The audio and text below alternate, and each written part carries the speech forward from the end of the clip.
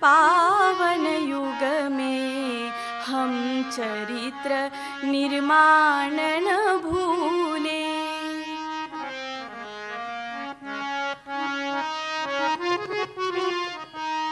मानागम अगाध सिंधु है, संघर्षों का पार नहीं है, किंतु डूबना मझधारों में साहस को स्वीकार नहीं है।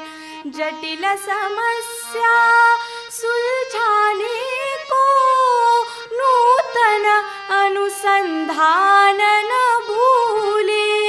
निर्माणों के पावन युग में हम चरित्र निर्माण न भूले।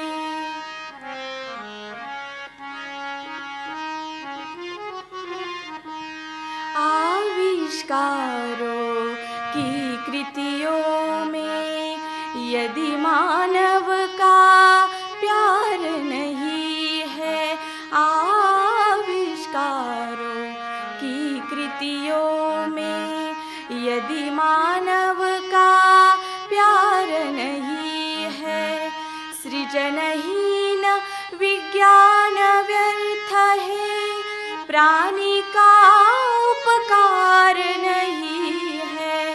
भौतिकता के उत्थानों में जीवन का उत्थान न भूले।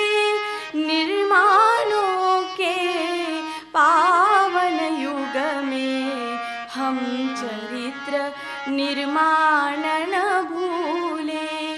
हम चरित्र निर्माण न भूले। हम चरित्र निर्माण न भूले। धन्यवाद।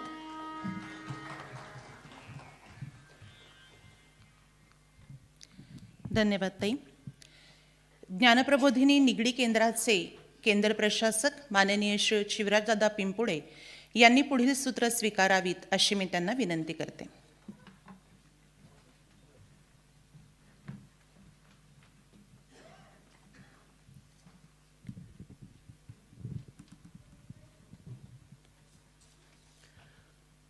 अनेक यशवंतांचा आपण आत्ता सत्कार केला, सन्मान केला. एक टप्पा पूर्ण होत असताना दुसऱ्या टप्प्याची घोषणा करणे ही प्रबोधिनीची पद्धती आहे आणि खरं तर त्यासाठी मी आत्ता व्यासपीठावरती उभा आहे. स्वातंत्र्याच्या अमृत महोत्सवी वर्षात ज्ञानप्रबोधिनी निगडी केंद्रानं एक प्रकल्प हाती घेतला आहे. भारताचा स्वातंत्र्योत्तर इतिहास 1947 ते 2022 या प्रकल्पाचं सूतोवाच करण्यासाठी मी या ठिकाणी आहे. एका पाश्चात्य विद्वानानं म्हटलं आहे की जे आपला इतिहास विसरतात त्यांना आपल्या भविष्यालाही मुकावं लागतं. आपल्याकडेही एका साध्याशा म्हणीमध्ये हेच सांगितलेलं आहे, पुढच्याला ठेच मागचा शहाणा. प्रबोधिनीची इतिहास अध्ययन अध्यापनाची पद्धत ही सनावळ्या तहांची कलमे यात अडकून पडत नाही. त्यामुळे हा विषय कंटाळवाणा होत नाही. हा इथला विद्यार्थी असल्यापासूनचा माझा स्वतःचा अनुभव आहे. इतिहासात आपल्याला भेटतात अनेक कर्तबगार व्यक्ती ज्यांनी आपल्या कामानं समाजाला बदलवलं. इतिहासात आपल्याला भेटतात अनेक रोमांचकारी घटना ज्या आपल्या मनात स्फूर्तीचे तरंग उमटवतात. इतिहासात आपल्याला भेटतात अनेक प्रसंग ज्यामुळे आपली मान अभिमानाने ताठ होते. पण त्याचबरोबर इतिहासात आपल्याला भेटतात अनेक सांस्कृतिक रीतिरिवाज जे आपल्या पिढ्यानपिढ्यांचा मांगलतेचा गौरवाचा वसा सांगतात. आणि इतिहासात आपल्याला अशाही व्यक्ती घटना भेटतात की ज्यांच्यामुळे आपली मान शरमेनं खाली जाते. पण एकीकडे अभिमानाच्या घटनातून प्रेरणा घेऊन चुकातून शोध घेऊनच आपल्याला पुढे जायचं असतं आणि त्यासाठीच तर इतिहास ऐकायचा असतो, वाचायचा असतो, अभ्यासायचा असतो. पाठ्यपुस्तकात आपण अगदी वेदकाळापासून ते 1947च्या स्वातंत्र्य लढ्यापर्यंतचा इतिहास शिकतो. आता इयत्ता 9वीच्या नव्या अभ्यासक्रमात पुढच्याही काही वर्षांचा इतिहास आपण अभ्यासतो. पण कोणत्याही विषयाच्या पाठ्यपुस्तकातून केवळ विषय प्रवेश होतो. आपण खूप ढोबळ माहिती घेतो. खोल पाण्यातील मोती न बघता वरवरचे बुडबुडे बघावेत असा हा अभ्यास असतो. अर्थातच मी पाठ्यपुस्तकांवरती टीका करत नाही आहे, तर त्यांची मर्यादा मांडतोय. गेल्या 75 वर्षात देशात अनेक महत्त्वाच्या घटना घडल्या. सुरुवातीच्या काळातल्या काही नमुना दाखल जर का घटना बघायच्या झाल्या तर स्वातंत्र्य मिळालं तेव्हा आपल्यासमोर फाळणी, पाकिस्तानशी युद्ध, संस्थानांचं विलिनीकरण हे गुंतागुंतीचे प्रश्न आवासून उभे होते. हा सगळा काळ आपली पुढची दिशा ठरवणारा काळ होता. एका बाजूला डॉक्टर बाबासाहेब आंबेडकर यांच्या नेतृत्वाखाली देशाची राज्यघटना तयार करण्याचं क्लिष्ट काम नेटानं चालू होतं, तर दुसऱ्या बाजूला नव्यानं स्वतंत्र झालेल्या देशातल्या एकेका व्यवस्थेची घडी बसवायला लोक राबत होते. भाषावार प्रांतरचना आकाराला येत होती. देश स्वतंत्र झाला असला तरी गोवा राज्य अजूनही पारतंत्र्याचंच होतं आणि त्याच्या मुक्तीसाठीचा मोठा संग्राम सुरू होता. अशा अनेक महत्त्वाच्या घटना सांगता येतील. स्वातंत्र्योत्तर भारतामध्ये घडलेल्या अनेक घटनांचा आपल्या आजच्या जीवनावरती सुद्धा थेट परिणाम झालेला आपल्याला बघायला मिळतो. इतिहास आणि वर्तमान हे 2 तुकडे वेगळे करताच येत नाहीत. आज देशामध्ये धुमसणाऱ्या अनेक राजकीय, सामाजिक प्रश्नांची मुळं आपल्याच इतिहासात दडलेली आढळतील आणि त्यासाठीच आपल्याला इतिहासाचा अभ्यास करावा लागतो. मग आपण हा जो प्रकल्प सुरू करणार आहोत, या प्रकल्पासाठी आपण समाज जीवनाच्या सर्व अंगांना स्पर्श करणारी 12 क्षेत्र निवडली आहेत. राजकीय, सामाजिक, सांस्कृतिक, औद्योगिक, तंत्रज्ञान, संरक्षण, आरोग्य, शेती, शिक्षण, पर्यावरण, न्यायव्यवस्था अशी ती महत्त्वाची 12 क्षेत्र आहेत. प्रत्येक क्षेत्रामध्ये महत्त्वाच्या 5-6 विषयांचा आपण समावेश करणार आहोत, अभ्यास करणार आहोत. कल्पना अशी आहे की मागच्या 75 वर्षातील किमान 75 घटनांचा अभ्यास व्हावा. आता कुणी करायचा आहे हा अभ्यास? तर इयत्ता 9वीच्या विद्यार्थ्यापासून ते अध्यापकांपर्यंत आणि विद्यालयात कार्यरत असणाऱ्या युवक युवती, माजी विद्यार्थ्यांपासून ते पालकांपर्यंत सर्वांचं या प्रकल्पामध्ये स्वागत आहे.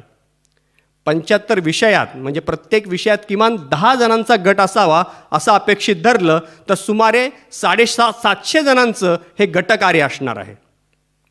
त्यामुळे आजच्या निमित्तानं मी इच्छुक सर्वांनाच या प्रकल्पात सहभागी होण्याचं आवाहन करतो. कसा करायचा हा अभ्यास?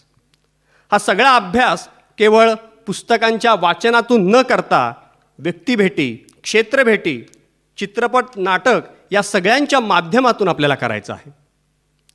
अभ्यास करून आपल्याला केवळ थांबायचं नाही आहे, तर त्याची मांडणीसुद्धा करायची आहे. त्यासाठी वेगवेगळी माध्यमं वापरण्याचा विचार सुरू आहे.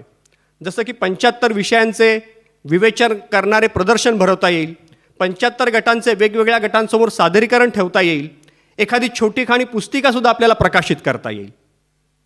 26 जानेवारी ते 15 ऑगस्ट या 6 महिन्यांमध्ये आपल्याला हा अभ्यास पूर्ण करायचा आहे. म्हणजे एका राष्ट्रीय सणाच्या दिवशी आपण या प्रकल्पाची घोषणा करतोय, तर दुसऱ्या राष्ट्रीय सणाला आपण या प्रकल्पाची सांगता करणार आहोत. तेव्हा अभ्यास देशस्थितीचा समतोल चालो या आपल्या प्रार्थनेतील ओळ तिला अर्थ प्राप्त करून देण्यासाठी, अभ्यासानूही प्रकटावे हे समर्थांचे वचन अनुभवण्यासाठी या अभ्यास प्रकल्पात सहभागी होण्याचं आवाहन मी सर्वांना करतो.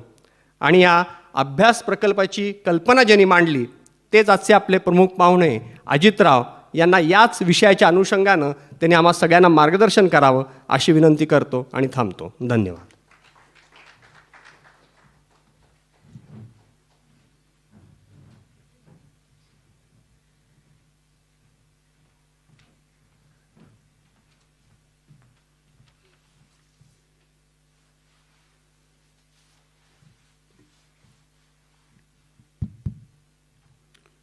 व्यासपीठावर उपस्थित आपल्या प्रबोधिनीचे सर्व पदाधिकारी, कार्यकर्ते, सभागृहात उपस्थित असलेले अध्यापक, पालक, ज्यांचं आपण कौतुक केलं असे विद्यार्थी विद्यार्थिनी, माजी विद्यार्थी विद्यार्थिनी, हितचिंतक, आपले अनेक देणगीदार ज्यांचे प्रतिनिधी आणि या ठिकाणी उपस्थितले आहेत आणि दूरस्थ माध्यमातून सहभागी झालेले परिसरातले आपले सगळे पालक, विद्यार्थी विद्यार्थिनी, नागरिक, हितचिंतक, सर्वांना नमस्कार. आणि आजच्या या कार्यक्रमाला आपल्या इथं येता आलं याचा आनंद व्यक्त करतो. सुरुवातीचा 1.5 तासाचा कार्यक्रम फार सुंदर झाला. सभागृहामध्ये महाराष्ट्र आणि भारत, महाराष्ट्र आणि इंडिया अशी जर्सी घातलेली आत्ता निदान 5-7 जण तरी सहज दिसत आहेत आणि मला वाटतं दरवर्षी ती संख्या अजून 5-10च्या संख्येने वाढत जाते. आत्ता कदाचित अजून 30-40 जण या ठिकाणी असते, पण त्यांना आपण बोलवू शकलेलं नाही आहेत. त्यामुळे आपल्या इथनं हे जे क्रीडा, कला, शास्त्र, साहित्य, वक्तृत्व याचं जे स्फुरण आहे ते संपूर्ण महाराष्ट्रात आशियाई खेळाच्या स्पर्धेनी देशात आणि कदाचित पुढच्या 4-8 वर्षामध्ये ऑलिम्पिकमध्ये सुद्धा इंडिया रिप्रेझेंटिंग ऑलिम्पिक असे घातलेली सुद्धा जर्सी आपल्याला या सभागृहात दिसतील अशी आज फार एक सुखद भावना या निमित्ताने आली. मलखांबावर जसा चपळपणा दाखवायला लागतो तसा तो अभ्यासात, वक्तृत्वामध्ये दिसला. कथकमध्ये आपले विद्यार्थिनी भाग घेत आहेत, स्कॉलरशिप परीक्षेमध्ये भाग घेत आहेत. म्हणजे सर्व अंगांनी जीवनाच्या ज्या ज्या क्षेत्रामध्ये पराक्रम घडवायचा आहे, बीजीगुष हा शब्द ताईंनी आत्ता या ठिकाणी सांगितला, तर ज्या ज्या ठिकाणी पराक्रम करायचं आहे त्या पराक्रमाची बीजं ही या ठिकाणी आपल्याला या प्रबोधिनीच्या वास्तूमध्ये, क्रीडांगणामध्ये, कलादालनामध्ये, अटल टिंकरिंग लॅबमध्ये, पालकांच्या बरोबरच्या चर्चांमध्ये, अध्यापकांच्या शिकवण्यामध्ये, माजी विद्यार्थी विद्यार्थिनींच्या इथं येण्यामध्ये आपल्याला ती दिसत आहेत आणि याचा खूप आनंद आणि अभिमान हा वाटतो आहे. आत्ता शिवराजदादांनी सांगितलं तसं हा 75 वर्षाचा इतिहासाचा आढावा, हा जिवंत आढावा घेण्याचं कल्पना कशी सुचली, तर गेले 3-4 वर्ष मी आणि माझे व्यावसायिक अध्यापन क्षेत्रातले सहकारी आम्ही भारतातल्या एका प्रसिद्ध शिक्षण संस्थेमध्ये काही तास घ्यायला जातो, व्हिजिटिंग लेक्चर्स या पद्धतीने. हे सगळे जे विद्यार्थी विद्यार्थिनी आलेत हे पदव्युत्तर शिक्षण घ्यायला आलेले आहेत. त्यांची भारतभरच्या सगळ्या चाचण्यांमधनं परीक्षात उत्तीर्ण होऊन ते आलेत, ज्याला ते कॅट, कॉमन ॲडमिशन टेस्ट असे वेगवेगळ्या परीक्षांच्या चाचण्या असतात. आणि साधारणतः 25, 23, 24, 26 या वयोगटातले हे सगळे अत्यंत बुद्धिमान असे विद्यार्थी विद्यार्थिनी आहेत. आणि त्यांच्यासमोर स्वतंत्र भारताच्या गेल्या 60-70 वर्षाच्या वाटचालीबद्दलचा काही आढावा, काही पर्स्पेक्टिव्ह, याच्या त्यांची तयारी व्हावी, त्यांची मानसिकता, त्यांची उत्सुकता वाढावी, यासाठी आम्ही प्राध्यापकांचा वर्ग 3-4 आमचा एक सहकारी गट आहे, असा प्रयत्न गेले 3-4 वर्ष करतो आहे. आम्ही साधारण 25 तास किंवा 25 सेशन्स, 20 सत्र ही वर्गामध्ये आणि 10 सत्र ही प्रत्यक्ष खेडेगावामध्ये एक आठवडा जाऊन तिथं त्यांनी काही क्षेत्रकार्य करायचं, असा साधारण तो उपक्रम. तर आत्ता जसे आपण बसलो तसा तो वर्ग तिथं असतो, सभागृह नसतं. आणि वर्गामध्ये दर तासाची सुरुवात एका कोड्याने करतो, क्विज ज्याला आपण म्हणतो. आणि मी 1-2 विद्यार्थी विद्यार्थिनींना उभं केलं. हे सगळे वयवर्ष 24-26, IIT, रिजनल इंजिनिअरिंग कॉलेजेस, काही जण कामाचा अनुभव घेऊन पुन्हा शिक्षणात आलेले. आणि अशा या 10 दिवसांच्या 10 प्रश्नावलीमध्ये असं दुर्दैवाने जाणीव झाली की यांना स्वतंत्र भारताचा इतिहास, भूगोल, समाज, विज्ञान याच्याबद्दल जवळपास शून्य माहिती आहे. जवळपास शून्य माहिती आहे. एक उदाहरण देतो फक्त. राजस्थानचा एक विद्यार्थी होता आणि त्याला असं म्हटलं की समजा तू अमुक अमुक ठिकाणी राजस्थानमध्ये तू आज आता पाली किंवा चुरू या ठिकाणी आहेस आणि तुला आता पूर्वेच्या दिशेने गुवाहाटी, जोरहाट आणि दिब्रुगडपर्यंत जायचं आहे. ॲज द क्रो फ्लाईज, हवेतनं विमान जातं किंवा पक्षी जातो तसं. तर या तुझ्या प्रवासामध्ये तुला कोणकोणत्या नद्या पार करायला लागतील सांगू शकशील का? डोकं खाजवलं त्याने, नाही उत्तर देता आलं. म्हटलं अजून सोपा प्रश्न विचारतो, तू राजस्थानामधल्या या ठिकाणून निघालास आणि आसामच्या शेवटच्या टोकाला जायचं आहे. ते करताना तुझ्या कानावर कुठली कुठली राज्य पार करायला लागतील. जेमतेम 1-2 राज्यांची नावं सांगता आली, जेमतेम 1-2 राज्यांची. कुठल्या भाषा तुझ्या कानावर येतील नाही सांगता आलं. आंध्र प्रदेशमधला तिरुपतीतली एक विद्यार्थिनी होती आणि म्हटलं तिरुपतीहून आता आपण सुरुवात करू दक्षिणेतनं आणि आपण वर उत्तरेकडे पशुपतीनाथ म्हणजे नेपाळपर्यंत आपण जाऊ. आणि समजा तुला पंख आहेत किंवा तू विमानात बसून चालली आहेस, तर कुठले हाच प्रश्न विचारला, नाही उत्तर देता आलं. आणि असे 10 प्रश्न विचारले. जयप्रकाश नारायण कोण होते हे या विद्यार्थ्यांना सांगता नाही आलं. हे सगळे भारतातल्या पहिल्या 10 क्रमांकाच्या आतमध्ये असलेल्या एका चांगल्या उत्तम शैक्षणिक संस्थेमध्ये शिक्षण घ्यायला आलेले विद्यार्थी आणि विद्यार्थिनी. IIT, REC, इंजिनिअरिंग कॉलेजेस, सॉफ्टवेअरचे ट्रेनिंग प्रोग्राम करून पुढच्या शिक्षणात आलेले. आणि तेव्हा अशी जाणीव झाली की आपल्या अनेक विद्यार्थींना शालेय शिक्षणामध्ये स्वतंत्र भारताच्या इतिहासामध्ये काय काय घडलं आहे याच्याविषयीचं अज्ञान आहे. अशी अनेक मी उदाहरणं देऊ शकतो. उदाहरणार्थ हे खरं उदाहरण आत्ता मी सांगितलं, अशी अनेक उदाहरणं देता येईल.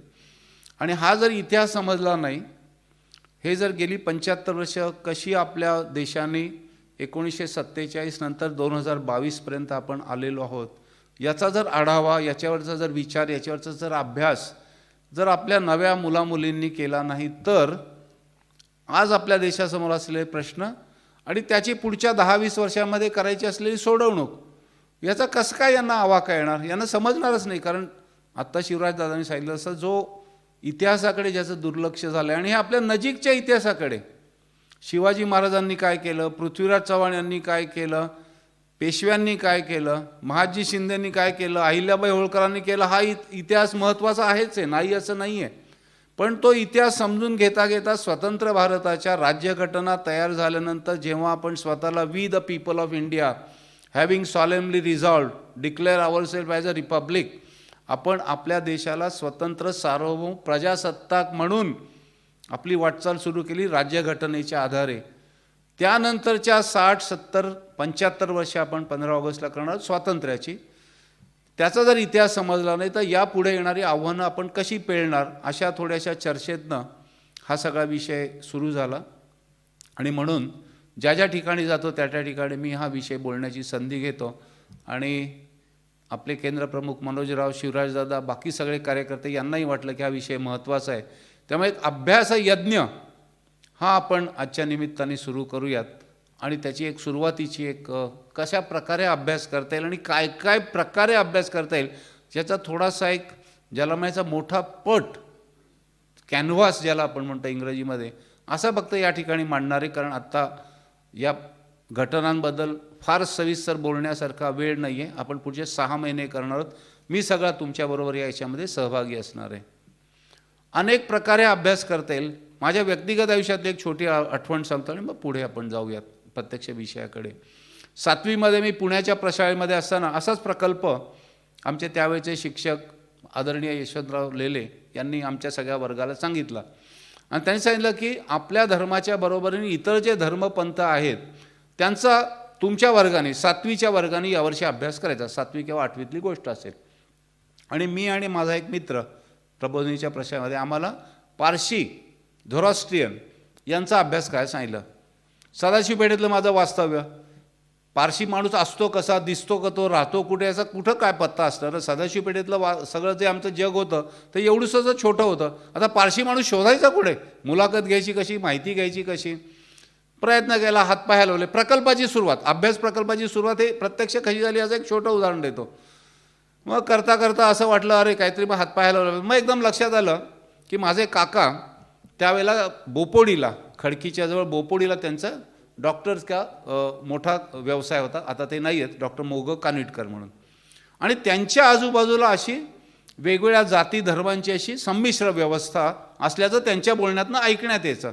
कारण त्यांच्याकडे मित्रमंडळी, पेशंट्स, त्यांचे सगळे त्यांच्या हॉस्पिटलमध्ये काम करणारे असे सगळेजण वेगवेगळ्या जाती धर्म समुदायातले असायचे. त्यामुळे ते म्हणलं की आमच्या शेजारी एक चौथ्या घरी एक पारशी गृहस्थ राहतात, तुला हवं असेल तर त्यांची भेट करून देतो. झालं मग. कारण पुण्यातनं बोपोडीला येणं हा सुद्धा एक मोठा प्रवास असायचा त्यावेळेला, कारण पुणे सोडून बाहेर कोण कधी गेलं आहे. सांगण्याची गोष्ट अशी की अशा छोट्या छोट्या गोष्टीतनं त्या व्यक्तींना त्या कुटुंबाला भेटलो, त्यांची मुलाखत घेतली. त्यांनी नंतर पुन्हा 1-2दा त्यांच्या कार्यक्रमाला बोलवलं, पारशी धर्म कसा इथं आला त्याच्याबद्दलची माहिती सांगितली आणि एक छोटा प्रकल्प अहवाल. आता तोही किती मोठा होता हे आठवत नाही, कदाचित 5 पानं होता का 10 पानं होता का 20 पानं होता हेही आठवत नाही.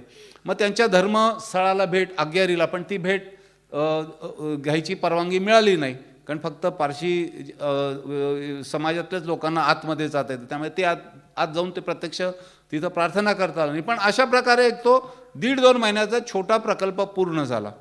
आणि मग असे अनेक प्रकल्प नंतर शाळेमध्ये असताना, महाविद्यालयात असताना आणि नंतरच्या माझ्या सर्व वाटचालीमध्ये मला करता आले. आणि त्याची सुरुवात या प्रकल्पामध्ये झाली. नवीन शैक्षणिक धोरणाच्या या सगळ्या याच्यामध्ये लर्निंग टू लर्न असा एक शब्द मोठा ठोकळेबाज पद्धतीने वापरला जातो की विद्यार्थ्यांना विषय नका शिकवू, विद्यार्थिनींना विषय नका शिकवू, त्यांना विषय नवा कसा शिकायचा ते शिकण्याचं शिक्षण द्या. मग शिकण्याचं शिक्षण जर मिळालं तर मग पारशी धर्माचा अभ्यास करता येईल, ग्रीन रेव्होल्यूशन म्हणजे काय म्हणता येईल, आपल्या पिंपरी चिंचवड परिसरामध्ये उद्योगधंद्यांची वाढ 60 आणि 70च्या दशकामध्ये कशी झाली हे समजता येईल, खेळामध्ये आपला देश 60-70 साली कुठे होता आणि आत्ता 2022 साली सुवर्ण पदकाची आकांक्षा कशी निर्माण झाली हाही विषय समजता येईल, होमी बाबा साराभाईंनी काम काय केलं ते समजता येईल, दुधाचा महापूर आनंदला कसा सुरू झाला ते समजता येईल, अन्न सुरक्षा समजता येईल, बांगलादेशाच्या युद्धाचे आज काय परिणाम होतात हेही समजता येईल. हे सर्व विषय आपल्याला त्या विषयातले तज्ज्ञता मिळवण्याच्या इतपत आपल्याला जाता येईल. आता हे जे सगळे मी विषय आपल्यासमोर मांडले ते विषय आपल्याला या 75 वर्षाच्या कालावधीमध्ये काय काय घडलं याचं हे करायचं आहे. 5 त्याची उदाहरणं फक्त देतो की हा विषय कसा करता येईल. आज आपल्याला अभिमान आहे की सरदार पटेल यांचं स्टॅच्यू ऑफ युनिटी नर्मदेच्या इथं गुजरातमध्ये झालेलं आहे. या स्टॅच्यू ऑफ युनिटीचं महत्त्व काय? जेव्हा आपला देश स्वतंत्र झाला 1947 15 ऑगस्ट, तेव्हा 750 संस्थानं होती. 750 म्हणजे 750 संस्थानांचे स्वतंत्र राजे रजवाडे आणि त्याच्याशिवायचा जो भाग होता तिथं ब्रिटिश ॲडमिनिस्ट्रेट टेरिटरी आणि ब्रिटिशातल्या काही अधिकाऱ्यांचं असा खल आणि दुष्ट विचार होता की या 750 संस्थांनी जर ते स्वतंत्रच त्यांचं यापुढे वहिवाट चालू राहिली तर भारत नावाचा देश असा एकत्र येऊ शकणार नाही. कारण हे 750 राजे राजवाडे त्यांचं स्वतंत्र राष्ट्र आणि आपण जे ब्रिटिशांचं जे साम्राज्य आहे त्याचं एक स्वतंत्र तोडकं मोडकं वेगळं राष्ट्र असं म्हणून बाल्कनायझेशन हा जो शब्द वापरतात, फाटाफुटीचं राजकारण किंवा फाटाफुटीचे देश जे युरोपमध्ये झालं ते भारतात होईल. त्यामुळे सोडून जाताना अशी काहीतरी काडी लावूयात की ज्यामुळे 750चे संस्थानं वेगळी राहतील आणि हे सगळे स्वतंत्र भारताचं त्यावेळेचा जो प्रदेश होता ब्रिटिशांच्या आधिपत्याखाली तो होऊ दे स्वतंत्र. असे तुकडे होण्याची वेळ 47च्या त्या सुमारास उद्भवलेली असताना सरदार पटेल आणि त्यांच्याबरोबरचे मेनन या नावाचे IAS अधिकारी या दोघांच्या आणि अर्थातच त्यांच्याबरोबरच्या अनेक सहकाऱ्यांच्या विचारातनं हा विषय हाणून पाडला गेला आणि स्वतंत्र भारत जो आपण बघतो तो आज आपल्याला असा दिसतो. त्यामुळे सरदार पटेलांचं महत्त्व, त्यामुळे भारत स्वतंत्रपणे युनियन ऑफ स्टेट्स कसा झाला हा एक अभ्यास करण्याचा विषय आहे. त्याच्यामधला काश्मीर, जुनागड संस्थान आणि हैदराबादमध्ये नंतर आपण सैन्य आणि पोलीस दल पाठवलं आणि हैदराबाद संस्थान राजे राजवाडे, नाही तर हैदराबाद आज वेगळं दिसलं असतं. जुनागड संस्थानाला असंच वेगळं राहायचं होतं. वाचता वाचता असं लक्षात आलं की केरळ जे आपण गॉड्स ओन कंट्री म्हणून म्हणतो त्या गॉड्स ओन कंट्रीमधला एक जो तिथं दिवाण होता CP रामस्वामी अय्यर, त्यांच्याही डोक्यामध्ये स्वप्न आलं की केरळ नावाचं एक स्वतंत्र राष्ट्र तयार होईल. सरदार पटेल आणि त्यांच्या आजूबाजूच्या लोकांनी तो विषय हाणून पाडला, नाही तर केरळसुद्धा एक स्वतंत्र राष्ट्र म्हणून आपल्याला दिसला होता. कारण CP रामस्वामी अय्यर जरी ते प्रागतिक विचाराचे होते, महिलांचं शिक्षण आणि बाकी सगळ्याचे त्यांनी खूप मोठ्या प्रमाणात काम केलं, तरी त्यांच्या डोक्यात हे स्वतंत्र त्रावणकोर संस्थानाचं खूळ होतं. ते नशिबाने हाणून पाडलं गेलं. काश्मीरचं राजा हरिसिंगांचं सायनिंग ऑफ सक्सेशन ॲग्रीमेंट आणि त्याचं काश्मीर प्रश्नाचं मूळ त्या याच्यात आहे. म्हणजे आत्ताचे जे सगळे स्वतंत्र भारत आपण एकसंध म्हणून बघतो त्याची सुरुवात कशी झाली आणि त्यातले धोके काय होते जर आपण समजून घेतलं तर मग आजचा काश्मीरचा प्रश्न, आजच्या सीमावर्ती राज्यातला प्रश्न समजायला मदत होईल. एक फक्त मी उदाहरण, अभ्यास कसा करायचा, तर या विषयावर 1 तास बोलता येईल. या विषयावर 25 पुस्तकं लिहिले आहेत. या विषयावरचे अनेक तज्ज्ञ आज भारतामध्ये आणि परदेशामध्ये उपलब्ध आहेत.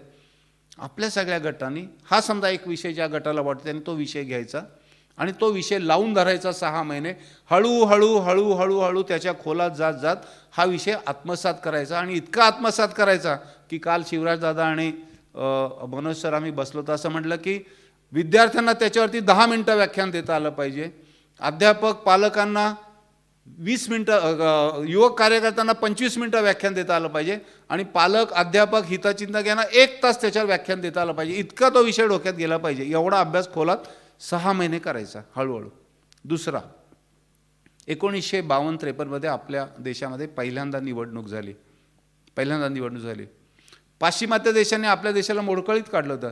अरे हे कुठले मतदानाला जाणार, हा काही देश असा मतदान वगैरे याला काही समजणार आहे का, लोकशाही कुठली या देशामध्ये राहणार, मतदान होणार का, हिंसा होणार, अमुक होणार तमुक होणार वगैरे वगैरे. 1952-53 मध्ये आपल्या देशामध्ये पहिल्यांदा स्वतंत्र मिळाल्यानंतर निवडणूक झाली आणि निवडणूक ती जी झाली त्यानंतर निवडणुकीद्वारे रुजलेली लोकशाही पद्धती आपल्या देशामध्ये जास्त बळकट सशक्त होतीये.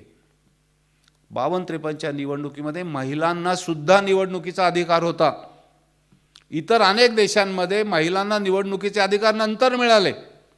आपल्या देशाने डॉक्टर बाबासाहेब आंबेडकरांची दूरदृष्टी आणि घटना समितीची युनिव्हर्सल फ्रँचाईज, जो कोणी 18 वर्ष 21 वर्षाच्या पुढे नागरिक असेल त्या प्रत्येक नागरिकाला इरेस्पेक्टिव्ह ऑफ तुम्ही महिला आहात का पुरुष आहात, शिक्षित आहात का अशिक्षित आहात, खेड्यात आहात का शहरात आहात, धनिक आहात किंवा गरीब आहात, हा विषयच नाही. स्वतंत्र भारतातल्या प्रत्येक नागरिकाला लोकशाही पद्धतीद्वारे मतदानाचा अबाधित हक्क आहे. हे 52-53च्या या पहिली जी निवडणूक झाली त्याच्यामध्ये झालं. मग लोकशाहीमध्ये येणारे चढउतार त्याचा अभ्यास आपण करू. आणि मग शेषन नावाचे एक गृहस्थ आले. तर शेषन हे नाव किती जणांनी ऐकलंय? सभागृहात हात वर करा. उत्तम, कारण आपण प्रबोधिनीमध्ये बसले आहोत. हे जर मी त्या संस्थेमध्ये विचारलं असतं तर मला विचारायला लागलं असतं, अरे कोण होते शेषन? ते शेषन नावाच्या गृहस्थांनी इलेक्शन कमिशन या नावाची जी एक संस्था आपल्याकडे होती त्याला जरा हलवून जागं केलं. त्याच्यापूर्वी इलेक्शन कमिशन काम करत नव्हतं असं नाही आहे, पण थोडंसं थंड पद्धतीने ढिसाळ पद्धतीने आस्ते कदाचित करत असेल. शेषन आले आणि त्यांनी इलेक्शन कमिशनला हलवून जागं केलं. मतदान सेशन कार्ड, व्होटर कार्ड द्यायला त्यावेळेला सुरुवात केली. आजचं जे UID आहे, आधार कार्डची सुरुवात ही ॲक्च्युली शेषन यांनी सुरू केलेल्या व्होटर ID मध्ये. आणि सगळ्यात महत्त्वाचं म्हणजे उमेदवारांचा जो निवडणुकीवरचा होणारा जो खर्च आहे तो खर्च सार्वजनिक पद्धतीने लोकांसमोर यावा याच्याविषयीची तरतूद होती का नव्हती? होती. इलेक्शन कमिशनच्या त्या सगळ्या इलेक्शन कमिशननी काय करावं याच्यामध्ये तरतूद होती, त्याचा वापर केला नव्हता कोणी. तो त्यांनी करायला सुरुवात केली, अधिकाऱ्यांना सक्रिय केलं आणि त्यामुळे मग कोण कॅन्डिडेट्स, कोण उमेदवार उभे आहेत, त्यांची राजकीय पार्श्वभूमी कुठली असेल, त्यांची पूर्वीची सामाजिक पार्श्वभूमी काय आहे, त्यांच्याकडे ॲसेट्स किती आहेत, त्यांच्याकडे बाकीचे काही गुन्हे दाखल झालेत का नाही, या सगळ्याची माहिती आता सार्वजनिकपणे लोकांसमोर यायला लागली. काही राज्यांमध्ये जिथं शेकडोनी मतं सकाळी 8 वाजता टाकली जायची त्या राज्यांमध्ये पोलीस यंत्रणा सक्रिय केली की प्रत्येकाला मतदानाचा अधिकार आहे, म्हणजे प्रत्येकाला हवं तसं मतदान करता आलं पाहिजे. आपल्या पक्षाला जो पक्ष आहे त्याला देता आलं पाहिजे. या पक्षाला किंवा त्या पक्षाला त्या व्यक्तीला ठरवायचं आहे. तिथल्या कोणी प्रधान आहे, सरपंच आहे, कोणीतरी एक दबंग आहे त्यांनी ठरवायचं नाही आहे वगैरे वगैरे. तर लोकशाही पद्धती भारतातली हा एक अभ्यासाचा विषय आहे. निवडणूक आयोग हा अभ्यासाचा विषय. 75 वर्षामधलं काय काय झालं हा करण्यासारखा आहे. तो कुठल्या तरी एका गटाने करायचा. आणि पुन्हा म्हणलं तसं 5वी जे या प्रकल्पात सहभागी होतील त्यातल्या विद्यार्थ्यांना 10 मिनटं बोलता आलं पाहिजे. ज्येष्ठ सदस्यांना 1 तासाचं भाषण देता आलं पाहिजे. अभ्यास पूर्ण. तिसरा प्रश्न, अन्न सुरक्षा. 1942-43चा जो स्वातंत्र्य आधीची जी 4 वर्षे होती त्याच्यामध्ये बंगालमध्ये मोठा दुष्काळ पडला. द ग्रेट बेंगॉल फॅमिन असं त्याचं इतिहासामध्ये वर्णन आहे. लक्षावधी लोक त्याच्यामध्ये मेले. भुकेनी उपासमारीनी. अमर्त्य सेन यांचं पहिलं पुस्तक त्या बेंगॉलच्या फॅमिनबद्दल आहे. अन्नधान्याचा तुटवडा नव्हता, अन्नधान्य पोचण्याचा, नागरिकांपर्यंत पोचण्याचा तुटवडा होता. पण जे काही असेल त्यात, आणि अन्नधान्य बरंचसं दुसऱ्या महायुद्धाच्या सगळ्या प्रयत्नांमध्ये ब्रिटिश सरकारने त्यांच्या सगळ्या सैनिकांना पुरवठा करण्यासाठी वळवलेलं होतं. आणि त्याच्यामध्ये लक्षावधी माणसं मेली, मृत्यू झाले. स्वतंत्र भारतातली पहिली 10-15 वर्षे अन्न सुरक्षा हा आपल्या देशासमोर अत्यंत महत्त्वाचा प्रश्न होता. 1965 जेव्हा पाकिस्तानची आपली लढाई सुरू झाली तेव्हा या ठिकाणी बसलेले जे ज्येष्ठ सदस्य ते आठवत असेल की रेशनच्या दुकानासमोर रांगा असायच्या. मला आठवतं की मी माझ्या आईवडिलांबरोबर रेशनच्या दुकानात जायचो आणि अमेरिकेतनं येणारा घाण लाल रंगाचा PL 480 या नावाचा गहू रेशनच्या दुकानामध्ये यायचा. आज आता खरं वाटणार नाही. आज आपण मॉलमध्ये जाऊन चकचकीत 50 प्रकारच्या गव्हांच्या पिशव्या असतात, त्यातलं एक पिशवी विकत घेतो. हा घेऊ का तो घेऊ असा आपल्याला प्रश्न पडतो. 64-65च्या काळामध्ये आपल्या देशामध्ये आपल्या लोकसंख्येला पुरेसं एवढं अन्न उत्पादन होत नव्हतं आणि अमेरिकेतनं आपण ते आयात करत होतो. आणि पाकिस्तान युद्धाच्या वेळेला त्याला शिप टू माउथ एक्झिस्टन्स असं वर्णन इतिहासामध्ये केलं आहे की कांडला बंदरामध्ये अमेरिकेतनं आलेली जहाजं, कांडला म्हणजे गुजरातमध्ये आणि मुंबई म्हणजे महाराष्ट्रामध्ये, तर कांडला आणि मुंबई बंदरात ही अन्नधान्याच्या मदतीची, गव्हाची, आणि हा गहू सडलेला, त्यांना नको असलेला गहू आपल्याकडे येऊन तो जहाजातनं आल्यानंतर तो उतरून मग तो आपल्या सगळ्या व्यवस्थेमध्ये आल्यानंतर असं 15-20 दिवसाचं ते शिप टू माउथ एक्झिस्टन्स, म्हणजे जेमतेम आपण आपल्या जनतेला स्वतंत्र भारतामध्ये खाऊ घालू शकू अशी परिस्थिती होती. अशा परिस्थितीतनं मग डॉक्टर M.S. स्वामीनाथन, त्यांच्याबरोबरचे अनेक शेती तंत्रज्ञ, त्यांना मिळालेले देशी आणि परदेशी कृषी विद्यापीठांचं सहाय्य, ज्याच्यानं आपण ज्याला हरित क्रांती, ग्रीन रेव्होल्यूशन असा 15-20 वर्षाचा कालखंड झाला. आणि त्या 15-20 वर्षाच्या कालखंडानंतर हे अन्नधान्याचं संकट हे आपल्या देशासमोरचं गेलं. हा ग्रीन रेव्होल्यूशनचा इतिहास हा आपल्या देशात घडलेला इतिहास आहे. तो आपल्या नव्या पिढीला माहीत पाहिजे. कारण आज आपल्या देशासमोर जे प्रश्न आहेत त्या प्रश्नांची काही सुरुवात आणि काही समाधान हे ग्रीन रेव्होल्यूशनमधनं आहे. ग्रीन रेव्होल्यूशनमध्ये आपल्या देशामध्ये अन्नधान्याची भरभराट झाली का नाही? नक्की झाली. तांदूळ आणि गहू याच्यामध्ये आपण स्वयंपूर्ण झालो. पण ग्रीन रेव्होल्यूशनच्या सगळ्या यंत्रणेमध्ये पाण्याचा भरमसाठ वापर सुरू झाला, पिकांवरती मारण्याच्या खतांचा भरमसाठ वापर सुरू झाला, कीटनाशकांचा भरमसाठ वापर सुरू झाला. ग्रीन रेव्होल्यूशनचा हा जो प्रदेश आहे तो फक्त पंजाब, हरियाणा आणि उत्तर प्रदेशचा पश्चिम भाग याच्यामध्येच फक्त हे जास्त त्याच्यामध्ये झालं. बाकीच्या अन्य देशातले आपल्या देशातले अन्य राज्य जिथं पाण्याची व्यवस्था नाही आहे त्या ठिकाणी ग्रीन रेव्होल्यूशनचे परिणाम पोचू शकले नाहीत. ज्याला इंग्रजीमध्ये ज्याला मराठीमध्ये आपण जिरायती शेती म्हणतो, त्या जिरायती शेतीमध्ये या प्रकारचे हरित क्रांतीचे परिणाम पोचू शकले नाहीत. आणि हरित क्रांतीचे दुष्परिणाम म्हणजे हे जे आत्ता मी सांगले, त्याच्यामुळे जमिनीतले क्षार वाढणं, उत्पादकता कमी होणं, कॅन्सरचं प्रमाण वाढणं हे सुद्धा आपण गेल्या 5-10-15 वर्षामध्ये अनुभवतो. त्यामुळे आता जे शास्त्रज्ञ घोषणा करतात ती एव्हरग्रीन रेव्होल्यूशनची, ऑर्गॅनिक रेव्होल्यूशनची, हरित क्रांतीतल्या पुढच्या हरित क्रांती व्हर्जन 2. आता हरित क्रांती पुढच्या 10 वर्षात कशी करायची असेल हे जर समजून घ्यायचं असेल आपल्या विद्यार्थी-विद्यार्थिनींना, आपल्या युवकांना, आपल्या पालकांना, आपल्या परिसरातल्या नागरिकांना, तर हरित क्रांतीमध्ये काय झालं हे समजून घ्यायला लागेल, काय मिळालं हे समजून घ्यायला लागेल, त्याचा अभिमान बाळगायला लागेल. आणि नव्या होणाऱ्या क्रांती करायची असेल तर काय संकल्प करायला लागतील याचाही विचार करायला लागेल. हरित क्रांतीबद्दल आणखी एक शेवटचं वाक्य म्हणतो. आपली पारंपरिक जी धान्य होती ती या सगळ्या काळामध्ये हळूहळू लुप्त होत गेली. ज्वारी, बाजरी, रागी, कडधान्य ही जी नेहमीच्या आपल्या आहारामध्ये होती त्या सगळ्याचं हरित क्रांतीमुळे मिळणारे गहू आणि तांदूळ याच्यामुळे थोडंसं उच्चाटन झालं, ती थोडीशी बाजूला पडली. आणि त्यामुळे मिळणारी जी पोषण द्रव्य आहेत, न्यूट्रिशियस व्हॅल्यू आहेत, ती आपल्या एकूण आहारामध्ये कमी झाली समाजाच्या. त्यामुळे अन्नधान्याच्यामुळे अन्न सुरक्षेचा प्रश्न सुटला. पण आता पुन्हा मी फास्ट फॉरवर्ड 2022मध्ये येतो आहे. आपल्या देशामध्ये भूकबळी होत नाही आहेत, पण आपल्या देशातले 30-40 कोटीहून जास्त नागरिक पुरेशा पोषण द्रव्याचा आहार त्यांना मिळू शकत नाही. पहिली 1000 दिवस असा एक शब्द वापरतात. डॉक्टर या ठिकाणी जे बसले असेल त्यांना हे जास्त समजेल. गर्भवती मातेचे पहिले 1000 दिवस 1000 डेज आर व्हेरी क्रिटिकल.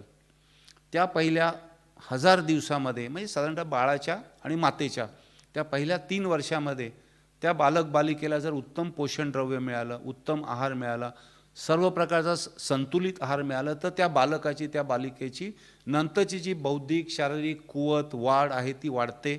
ते त्या पद्धतीने पुढे भरधाव वेगाने वाढ होऊ शकते. आपल्या देशामध्ये या पहिल्या 1000 दिवसामध्ये अशा प्रकारचं पोषण द्रव्य न मिळू शकलेले कोट्यवधी बालक आहेत. कोट्यवधी बालक आहेत. आकडे आता इथं काही देत नाही. कोट्यवधी बालक आहेत. स्टंटिंग असा शब्द त्याच्यामध्ये इंग्रजीत वापरला जातो. त्यांची वाढ होऊ शकत नाही. ही सगळी जी नवी पिढी आहे ही खुरटलेली जन्माला येते, खुरटलेली वाढते. त्याच्या पुढे जाऊन ते काय प्रकारचा पराक्रम करणार हा चिंता करण्याचा विषय. आता या सगळ्याचा अभ्यास हा एक आपल्याला याच्यात करायचा आहे. अन्न सुरक्षा, पोषण सुरक्षा, माता आणि गर्भवती महिलांना आणि त्यांच्या नवजात अर्भकांना किंवा बालक बालिकांना मिळणारे पहिले 3 वर्षातले पोषण द्रव्यांचा न्यूट्रिशन डेफिशियन्सी किंवा न्यूट्रिशन सिक्युरिटी असा शब्द वापरला जातो आहे. Food security to nutrition security. थोडा विषय बदलू. National security.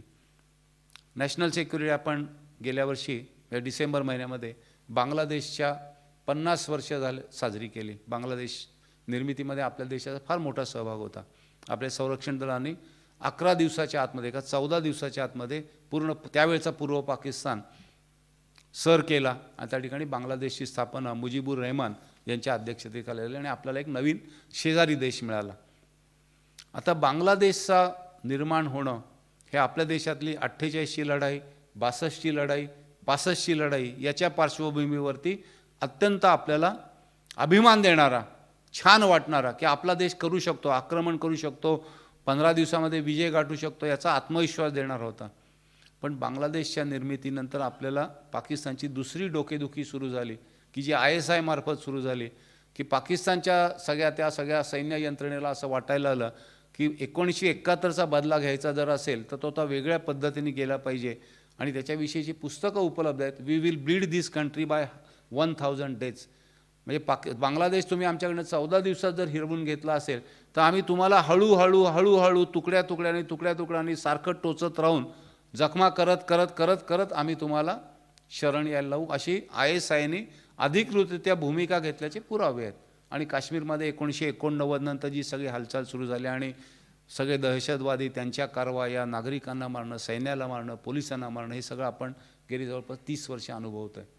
तर जसं एकीकडे बांगलादेशचा आपण आनंद व्यक्त करतोय तसा राष्ट्रीय सुरक्षा चीन डोकलाममध्ये काय करतोय आपण वाचतोय. अरुणाचलमध्ये दर 2 दिवसांनी चीन काहीतरी नवीन कुरापत काढतोय हे आपण वाचतोय. चीन आणि पाकिस्तानला जोडणारा जो रस्ता आहे त्या रस्त्याबद्दल आपण वाचतोय. चीननी श्रीलंकेमध्ये बंदरं विकत घेतली आहेत, इकडं कटार आणि मध्य पूर्वेमध्ये बंदरं विकत घेत आणि आपल्याला पूर्ण साखळीने आवळायचा चीनचं धोरण दिसतंय.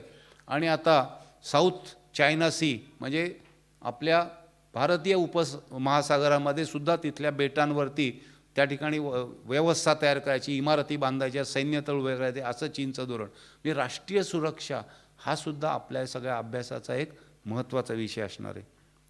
2 अजून शेवटचे विषय घेतो कारण हे नाहीतर हे खूप वाढत जाईल. 1990-91 हे वर्ष आपल्या देशाच्या दृष्टीने 3 महत्त्वाच्या घटना त्याचाही अभ्यास आपल्याला हे करायचा आहे.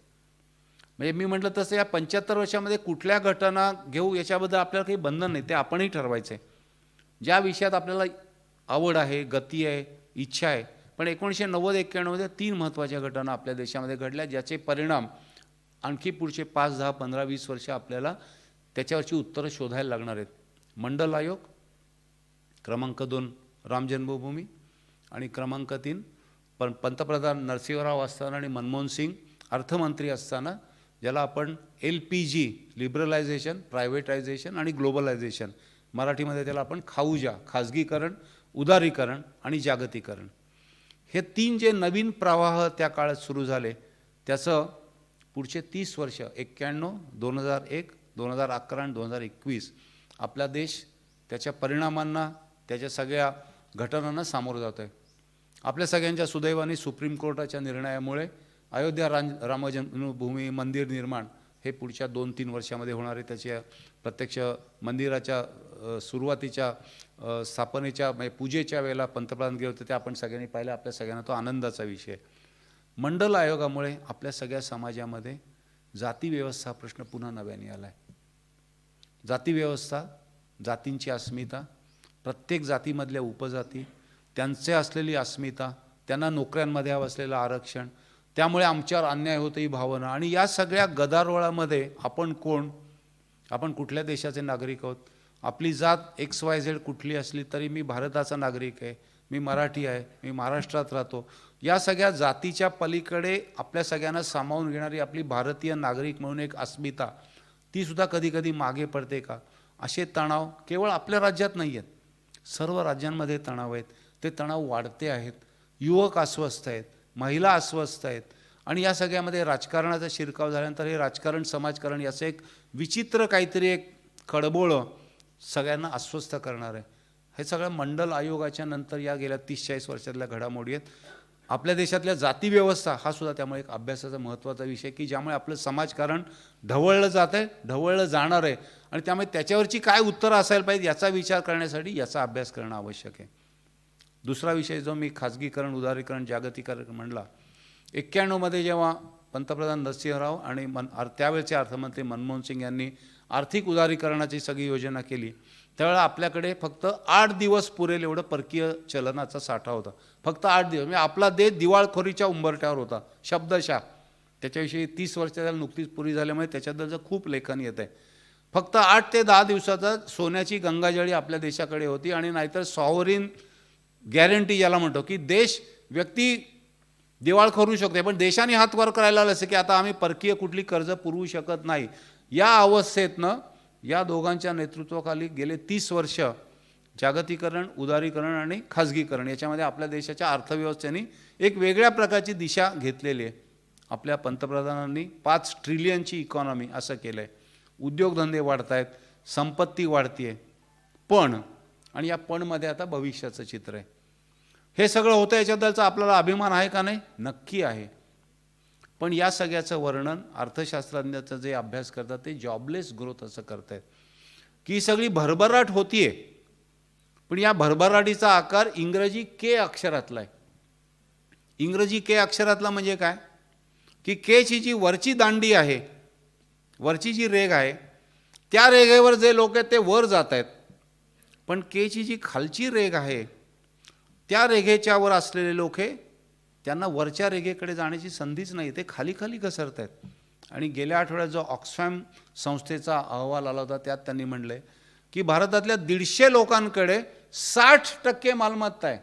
फक्त 150 लोकांकडे 60% मालमत्ता आहे, आणि उरलेली मालमत्ता जी आहे ती बाकीच्या सगळ्या लोकांकडे, म्हणजे गरीब जास्त गरीब होत आहे आणि श्रीमंत जास्त श्रीमंत होत आहे. म्हणजे एकीकडे आपला देश भरभराट करतो याचा आपल्याला अभिमान आहे, आपलं फॉरेन एक्सचेंज वाढतं याचा अभिमान आहे, आपल्या देशाचे पत आणि मान आणि सन्मान हे जागतिक पटलावर वाढलेत याचा आपल्याला अभिमान आहे, आपलं स्टॉक मार्केट वर जात आहे हेही चांगलं आहे. पण या सगळ्यामध्ये सहभाग कोणाचा आहे? या सहभाग तो केच्या वरच्या रेघेवर असलेल्यांचा फक्त आहे, आणि अनेक जणांचा सहभाग हा कमी कमी होत चालला आहे. त्यांच्या दृष्टीने या विकासाला, या आकड्यांना काहीच अर्थ नाही आहे. याचा कोणीतरी अभ्यास करायला पाहिजे की हे का होतं आहे. जॉबलेस ग्रोथ व्हायची नसेल तर काय करायला पाहिजे, रोजगार कसा वाढला पाहिजे. आपण तर या सगळ्या औद्योगिक नगरीमध्ये राहतो, आपल्या औद्योगिक नगरीमध्ये राहणारे अनेक कारखाने उत्तम रीतीने वाढलेत, भरभराटीला आलेत, पण छोटे लघुउद्योजक आणि मध्यम उद्योजक थोडेसे मागे पडलेत. ते का मागे पडलेत, त्याची कारणं काय आहेत, याचा अभ्यासही करायचा आणि त्याच्यावरची उत्तरही शोधायची आहेत. हा एक आपला अभ्यासाचा विषय. आणि शेवटचा विषय आहे की हे सगळं स्वतंत्र भारताच्या इतिहासामध्ये ज्यांचं स्थान आहे ते नागरिक आज कुठे आहेत? ते नागरिक आज आनंदी आहेत का? पोषित आहेत का? शिक्षित आहेत का? त्यांची समज वाढली आहे का? त्यांची सहिष्णुता वाढली का? स्वातंत्र्याबरोबरीने त्यांना जबाबदारीची जाणीव आहे का? महिलांचं त्यातलं स्थान काय आहे? वनवासी किंवा ज्याला आदिवासी म्हणतात त्यांचं स्थान काय आहे? आपल्या देशातले अनेक जे अन्य धर्मी आहेत त्यांना या देशा आपला वाटतो का? या सगळे जे नागरिक आहेत ते नागरिक आज याच्यामध्ये कुठे आहेत? त्यामुळे महिला, जंगलामध्ये राहणारे किंवा फॉरेस्ट ड्वेलर्स किंवा वनवासी आदिवासी यांच्याविषयी गेल्या 30-40 वर्षामध्ये फार मोठ्या वेगवेगळ्या प्रकारच्या घटना घडल्या आहेत. पंचायत राज योजना आपल्याकडे, पंचायत व्यवस्थेमध्ये महिलांचं आरक्षण ही एक मोठी क्रांतिकारी घटना, याची दुरुस्ती होती आणि त्यामुळे आज आपल्याला स्थानिक स्वराज्य संस्थांमध्ये 33% महिला दिसतात. सुरुवातीच्या काळामध्ये त्याची टीकाही झाली, टिंगलटावाळी झाली की अनेक जणांनी असं केलं की महिला सरपंच आहे पण पतीच ते सगळं कारभार करतो म्हणून त्यांना पती सरपंच असं म्हणायला लागले. पण तो टिंगलटावाळीचा काळ मागे पडला. महिला त्यात पुढे येत आहेत, सर्व क्षेत्रामध्ये येत आहेत. गेल्या महिन्यामध्ये आपण वाचलं असेल तर सेना दलामध्ये सुद्धा महिलांना यावं यासाठी सुप्रीम कोर्टाने हस्तक्षेप केला आहे आणि यावर्षीच्या परीक्षेमध्ये 19 जागा महिलांना NDAसाठी राखीव ठेवलेल्या आहेत. तर मग आपल्या देशामध्ये महिलांचं स्थान कुठं आहे? महिलांचं स्थान जरी स्थानीय स्वराज्य संस्थेमध्ये असलं तरी अजून विधानसभेमध्ये आणि लोकसभेमध्ये नाही येते. आपल्या देशामध्ये अजूनही तुम्ही डेटा पाहू शकता, सुप्रीम कोर्टाच्या महिला चीफ जस्टिस नाही आहेत, मुख्य न्यायाधीश नाहीत, न्यायाधीश आहेत, मुख्य न्यायाधीश अजूनही महिला मुख्य न्यायाधीश नाहीत. कॅबिनेट सेक्रेटरी मुख्य नाहीत, दिल्लीचं म्हणतोय मी, महाराष्ट्राच्या कॅबिनेट सेक्रेटरी मुख्य नाहीत. म्हणजे 75 वर्षामध्ये आपल्या देशातल्या महिला कुठं कुठं आहेत, प्रगती नक्की झाली, काय काय करायला पाहिजे हा अभ्यास करण्यासारखा आहे. पूर्ण मध्य भारत जो आहे, आदिवासी, वनवासी, सेंट्रल इंडिया, ट्रायबल, जवळपास 15 कोटी वनवासी आपल्या देशामध्ये आहेत. नॉर्थ ईस्टमधले जर काही राज्य सोडली तर इथले अनेक जण अजूनही जंगलातनं मिळणारे जे खनिज उत्पत्ती, नॉन टिंबर फॉरेस्ट प्रोड्यूस याच्यावर अवलंबून आहेत. त्यांची रोजगाराची साधनं, त्यांना मिळणारी जीविका, त्यांना मिळणारं उत्पन्न, त्यांच्यामध्ये असलेलं शिक्षणाचं प्रमाण, आरोग्य व्यवस्थेचं प्रमाण हा एक मोठा विषय आहे. आपल्या देशामध्ये बेरोजगारांची संख्या, आपण करोनाच्या आज उल्लेख झाला, करोनाच्या काळामध्ये आपल्याला लक्षात आलं की आपल्या देशामध्ये 6 ते 10 कोटी मायग्रंट वर्कर्स आहेत. पाठीवरती बिऱ्हाड घेतलेले आपल्याकडे 8 ते 10 कोटी लोक आहेत. आपल्याकडे गणनाच नाही त्यांची. They are faceless. ते कुठं राहतात, काय करतात, त्यांची मुलं शाळेत जातात का नाही, ते कुठल्या ठिकाणी येतात, त्यांना इन्शुरन्स आहे का नाही. अनेक ठिकाणी ते 8 तास काम करतात का 14 तास त्यांना राबवून घेतलं जातं. आणि अशा काळामध्ये ते परत जाताना आपण बघितलेले रस्त्यावरती ते 2-2 हजार किलोमीटर चालत आणि सायकलनी गेलेले अशी आपण दृश्य पाहिलेत. मग या 8 ते 10 कोटी मायग्रंट वर्कर्स जे सगळे पलायन करून आले त्यांच्या राज्यांमधनं, त्यांचं काय करायचं? तर मायग्रेशन हा विषय, दारिद्र्य हा विषय आहे, आर्थिक संपत्ती हा विषय, उद्योगधंदे हा विषय, न्यायव्यवस्था हा विषय, संरक्षण व्यवस्था हा विषय, शेती हा विषय, संस्कार हा विषय आहे, क्रीडा हा विषय आहे. हे 75 विषयांचं एक मोठं, ज्याला म्हणायचं आपण यज्ञ, अभ्यास यज्ञ आपल्याला करायचा आहे. त्याचा एक थोडासा मी पट या ठिकाणी उघडून दाखवला.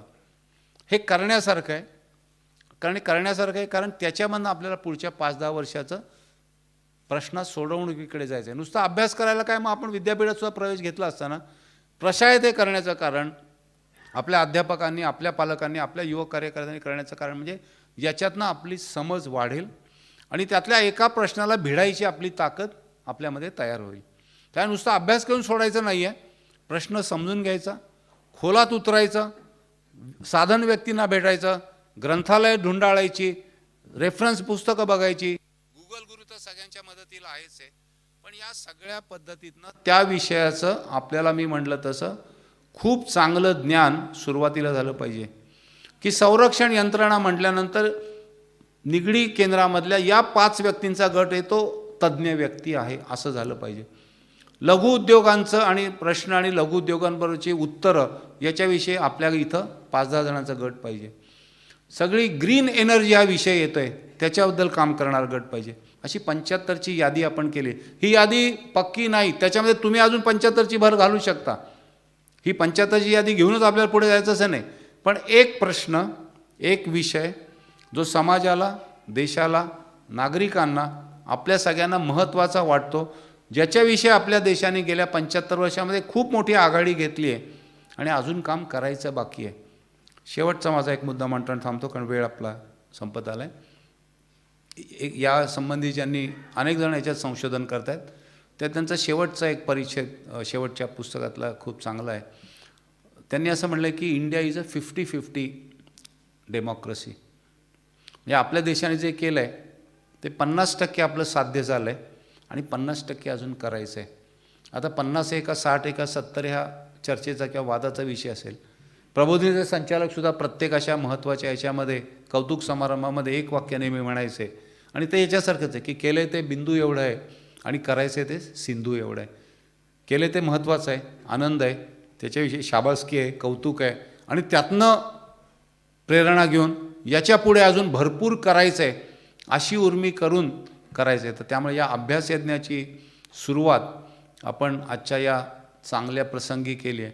त्यामुळे 26 जानेवारी ते 15 ऑगस्ट अशी सुरुवातीचे 6-7 महिने, 75 विषय, 700-750चा अभ्यास गट, लहान वयापासून ते ज्येष्ठ सदस्यांपर्यंत सर्व प्रकारे ग्रंथालय, व्यक्ती, क्षेत्रकार्य, कदाचित प्रत्यक्ष संभाषण, छोटे परिसंवाद, व्याख्यानं, या सगळ्या ह्याच्यातनं तो विषय आपल्या या सगळ्या परिसरामध्ये पुढचे 6 महिने घुमत राहू दे.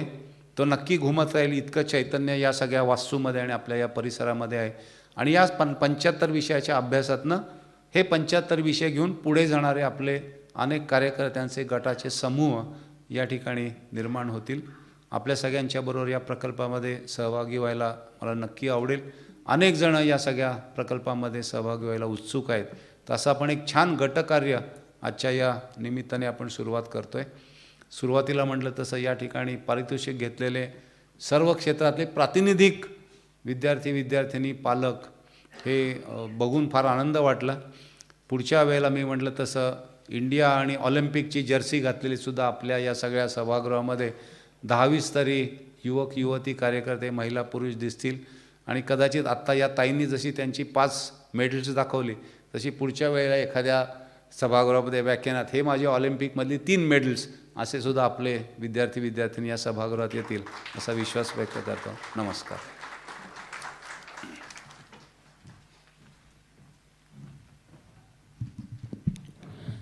धन्यवाद सर.